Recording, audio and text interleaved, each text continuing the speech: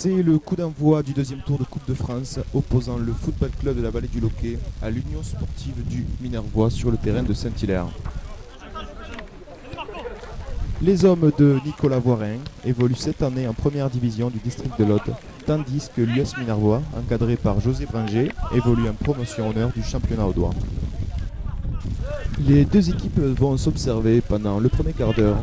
Alors que les occasions se font rares, il faudra attendre la 17e minute pour voir un centre dangereux du numéro 11 Thibaut Renori, mais sera finalement repoussé par la tête du latéral droit Benoît Bernardo. Le FCVL impose alors un rythme plus élevé après le premier round d'observation. Le numéro 9 Olivier Lamant a l'opportunité de servir Thibaut Matignon sur un centre, mais sera finalement repoussé. Les fautes des visiteurs se multiplient et c'est logiquement que l'arbitre central Youssef Lekressi sanctionne les fautes. Le jeu entre les deux équipes est relativement dur. Les locaux seront à leur tour sanctionnés, mais le portier du FCV Loquet, Baptiste Méric, capte aisément la balle. Les contacts entre joueurs se transforment parfois en plus de judo. Le capitaine Alain Robet se relèvera sans mal.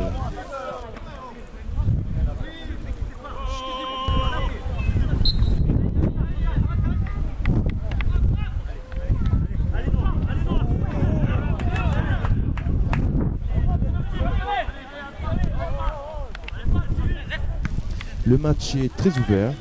C'est alors que le latéral gauche Julien Journet commet un tacle sans ballon. L'équipe du FCVL sera sanctionnée d'un coup franc à 20 mètres. L'US Minervois tape ce coup franc avec précision et place le ballon à droite du gardien qui ne pourra que regarder la balle filer au fond des filets. 27e minute de jeu, 1-0 pour les visiteurs. Il ne faudra pas plus de 3 minutes pour que les locaux reviennent au score par une sublime papinade du numéro 11 Florent Monnier. Les occasions s'enchaînent pour le FCV Loquet. Le numéro 9 sert d'un centre à Alain Robet, mais sa frappe se verra finalement s'envoler au-dessus de la barre transversale. Le numéro 3, Marc Roquefort, dribble et sert Olivier Lamant sur l'aile droite, qui centre sur Thibaut Matignon et met la balle au fond des filets. L'arbitre assistant lève son drapeau, c'est un hors-jeu.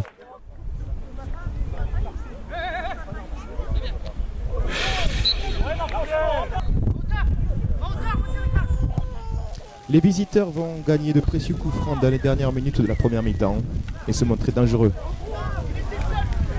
1-1 à la pause.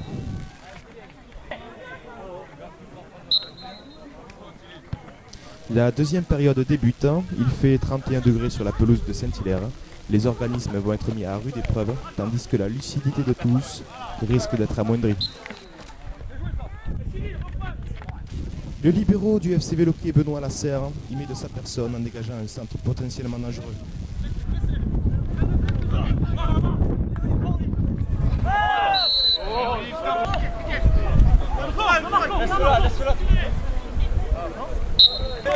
On retrouve le meneur de jeu du FCVL offrir une sublime ouverture vers Olivier Lamant sur l'aile droite. Il fixe, il dribble et frappe. Son tir est touché par un défenseur, mais la balle est déviée par Florent Monnier dans le but. 51e minute, 2-1 pour les locaux. Et c'est malheureusement que l'attaquant du Loquet semble avoir été blessé dans un contact. Il cédera sa place au numéro 14, Julien Olmy. Les contacts semblent s'accentuer dans ce match. Le numéro 10 est pris dans un choc violent. Monsieur Monnier à l'exercice, son coup franc bien tapé n'est touché que par Julien Olmy, qui file dans le but. Il ne semblait pas hors jeu au départ du ballon.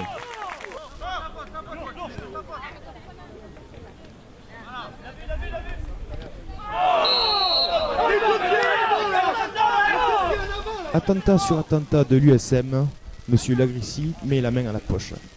Cyril Mathéos prend le jaune. Allez-y.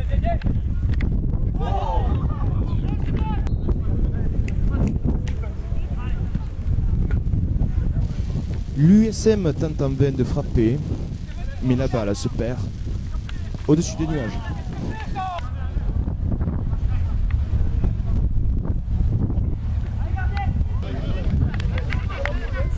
Anthony de Seille fait son entrée à la place du milieu défensif du Loquet. On remarquera que les visiteurs n'ont effectué aucun remplacement jusqu'alors. Le portier du Loquet est mis en contribution dans le dernier quart d'heure de la rencontre. Il y effectuera des arrêts de confiance.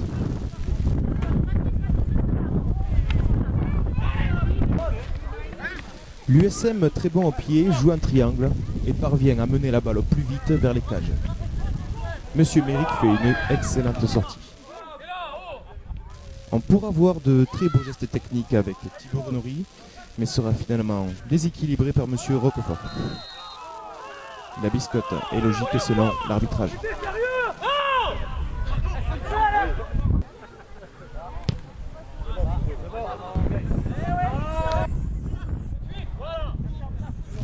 « 82e minute, c'est la sanction.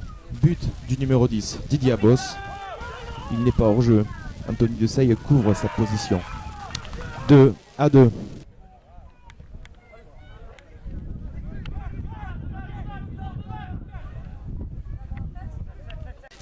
Le physique des locaux semble être amoindri. Il se fait de plus en plus difficile de défendre les buts.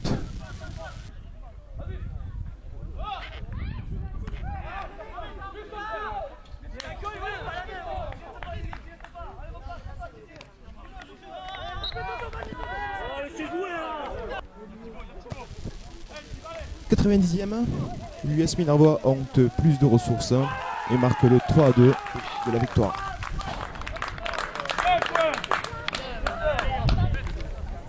Alain Robé cède sa place au numéro 12, Maxime Denarnaud. C'est par un élan de confiance que les visiteurs vont prendre le match à leur compte. 91e, 4-2. Julien Olmy aura la dernière occasion sur une tête qui finalement passera à côté. Fin du match, 4-2 pour l'US Minervois. Que la chance vous porte loin de France. Merci au public, à la prochaine.